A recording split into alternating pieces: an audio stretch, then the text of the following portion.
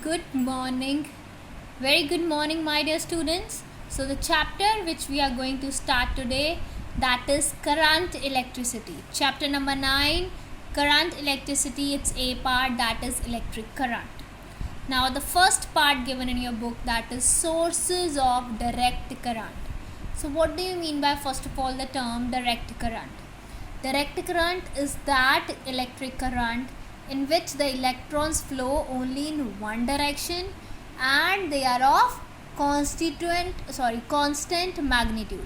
So two things we are having: one direction only, okay, here as it is mentioned, one direction only, and it's of constant magnitude. We know that what will be that flow of charges will be there, okay, so that will be in current, that is from positive terminal to what?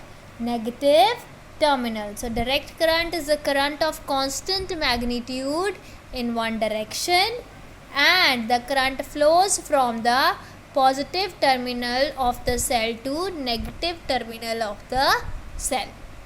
Now these cells are further of two kinds, okay, that is termed as primary cell and secondary cell. Primary cell are the irreversible cells. Secondary cells are the reversible cells. So primary cells are the irreversible cell, means the cells are like use and throw. Okay, normally the cells you are using in your remotes of your TV or of AC or any cell in your that toy car, that are what? That are having irreversible chemical changes. So we use it and we throw it. So the simple examples of it are Voltaic cell, the Planché cell, Daniell cell, and the dry cell. Fine. So these are some examples. Now what is next is secondary cells. Secondary cells are also known as accumulators. Okay, why? Because actually in this the chemical reaction is reversible. They are having reversible chemical reaction. It means that can be recharged. Okay, that can be what? Recharged. So these are some basic, you can say two basic things we are having, that is a primary cell and secondary cell, in which one in primary cell the reactions are irreversible and in secondary cell the reaction are reversible, and they are also known as, what are the names? One is accumulator and the second one is storage cells. Okay, now the next we are having the term electric current.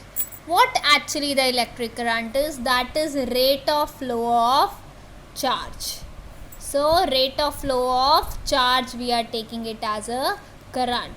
Current is rate of flow of charge across a cross sectional normal to the direction of flow of current. So what we are having basically, bacha, suppose I am having two charge bodies. Okay, two charge bodies, the one which is having less number of electrons or which losing electrons, that is what? A positive terminal, and the one which is gaining electrons, that is what? Negative terminal. When I join both these charge bodies with some connecting wire, a metallic wire, what will happen? The current will start flowing. The current will start flowing. So it is the rate of change across a cross section normal to the direction of flow of current.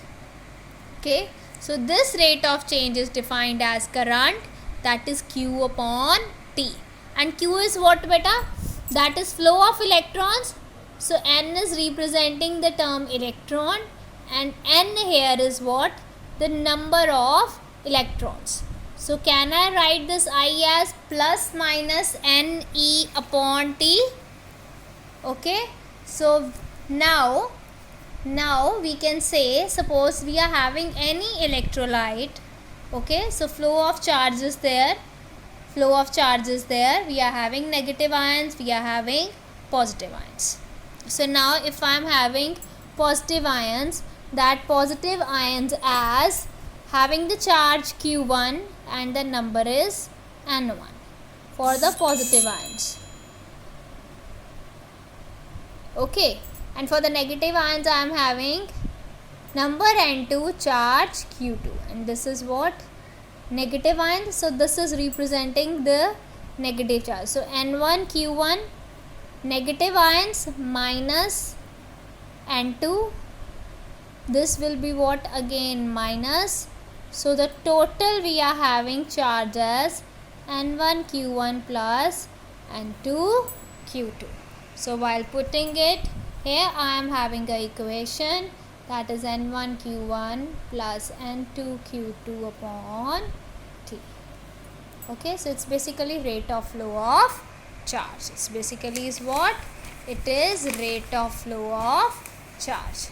Now the next we are having that in this the unit of current.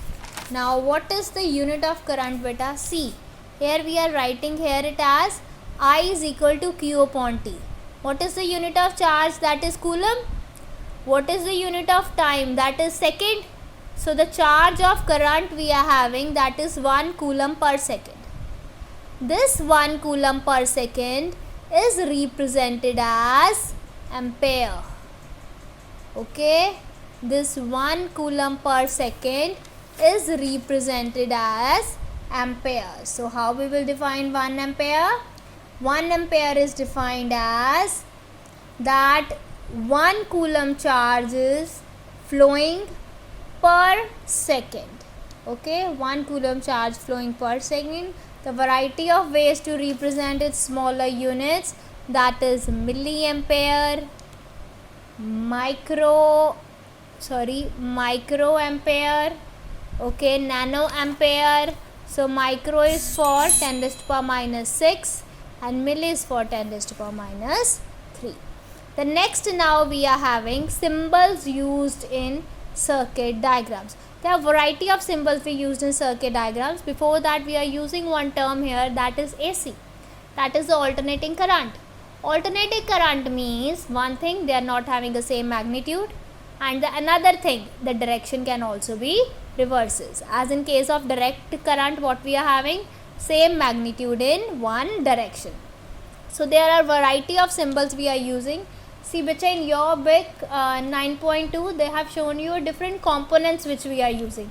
Like key we are having resistance box, ammeter, voltmeter, galvanometer, many cells and rheostats. So we are going to all this now one by one. The first one is cell and battery. What is battery actually? Battery is a combination of cells. So see, the unit of cell is representing positive terminal and negative terminal. So in battery what we are having, that is the combinations of the cells. So this is the way to represent the term battery.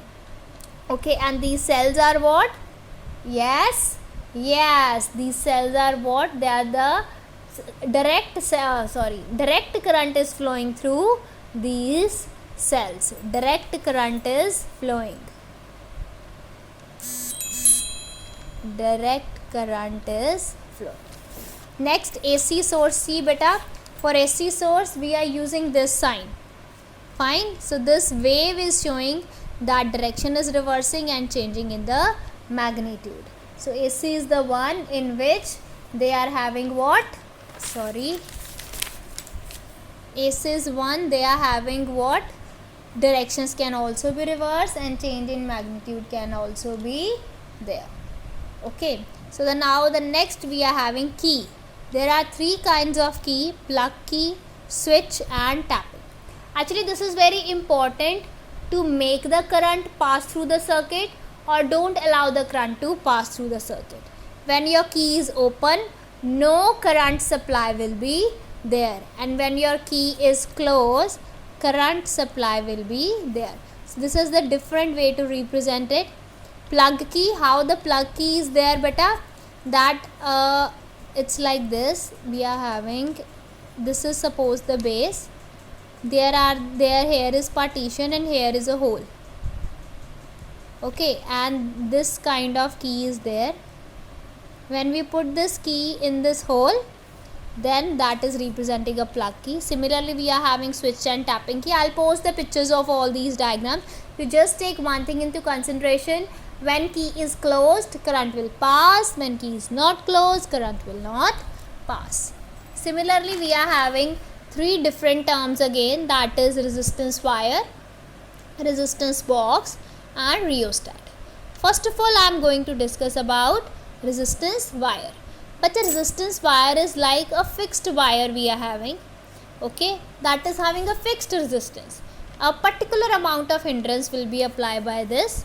This resistance wire is actually made up of an alloy. This resistance wire is made up of an alloy. That alloy is what? That is manganese. It's a combination of copper, nickel and manganese. So it is having what? It is having a fixed resistance. Okay. Next we are having resistance box. It is what? But a big box having lots of keys in it.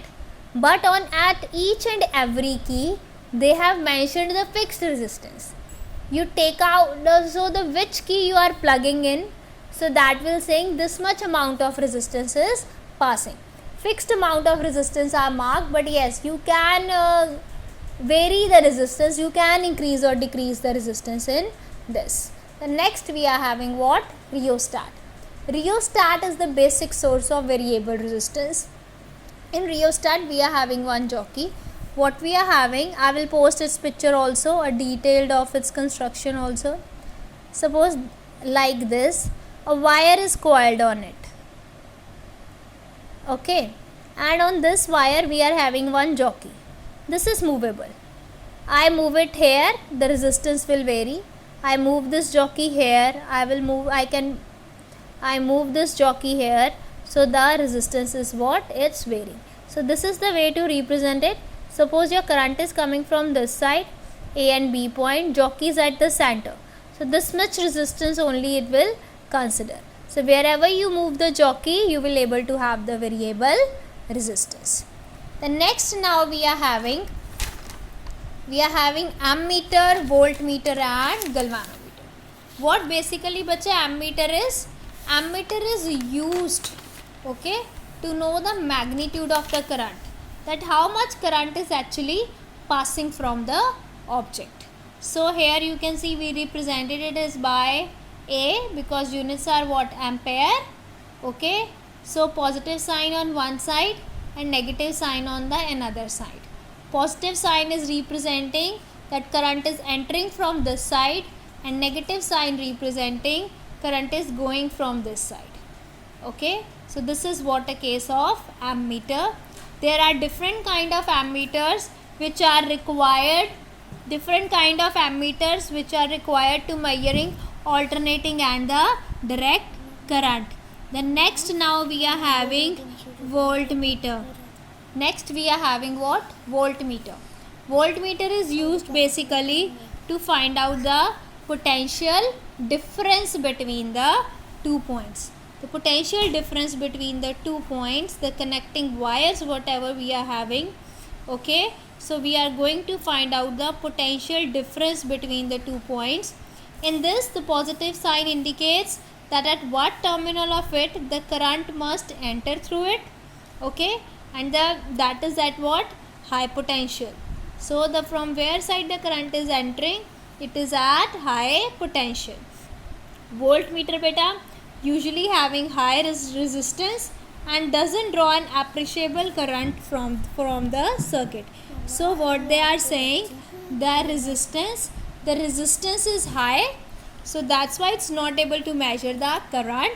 So it is used to measure what? Potential difference. It is used to measure potential difference. Next we are having galvanometer. You see on galvanometer there is no sign. So one thing, it is used to take out the weak current, okay. It is used to take out the weak current, and in this case current is very much weak, it can leave or enter from any side. So that's why no sign representation is there. The next now we are having, that is load. Load like the devices which you are using. Load is like the devices which you are using. So here we are having the term load, and then we will have the term connecting wires. Okay. Sorry, we are having the term load. Load is whatever the appliance which is connected to a circuit, like you are having a bulb, you are having a heater. So that is what load is. It may be having a high resistance, fine, but yes, some specific resistance will always be there. This is the way to represent bulb, and this is the way to represent heater. Now the next where we are having, that is a simple circuit. How we actually now use this circuit? Suppose I want to switch on the light of my room. So what are the simplest circuit of it? First of all, one thing I need is, that is connecting wires. Okay, wires are there in all the electric circuits, connecting wires, and I need obviously the substance which I want to lighten up.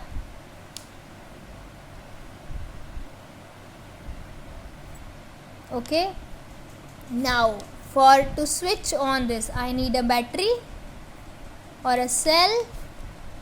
Switch is what open or close. When you close the switch, what will happen? This bulb will glow. So this is what switch. This is positive and negative terminal. Current flow from positive side. So this is the way of the flow of the current. Now the illustrative diagram of this.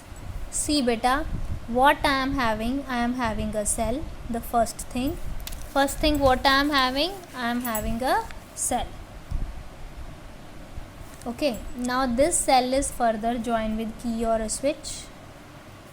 To provide the variable resistance, we are having rheostat.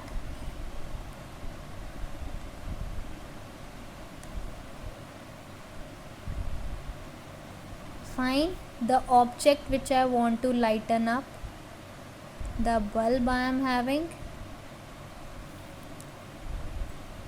Now one most important thing, as you know, we have to find out the potential difference. So voltmeter is always used parallel to the load. Okay, voltmeter parallel to the circuit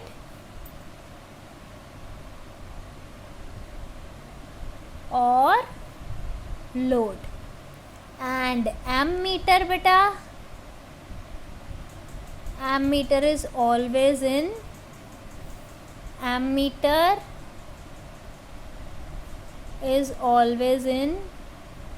series to the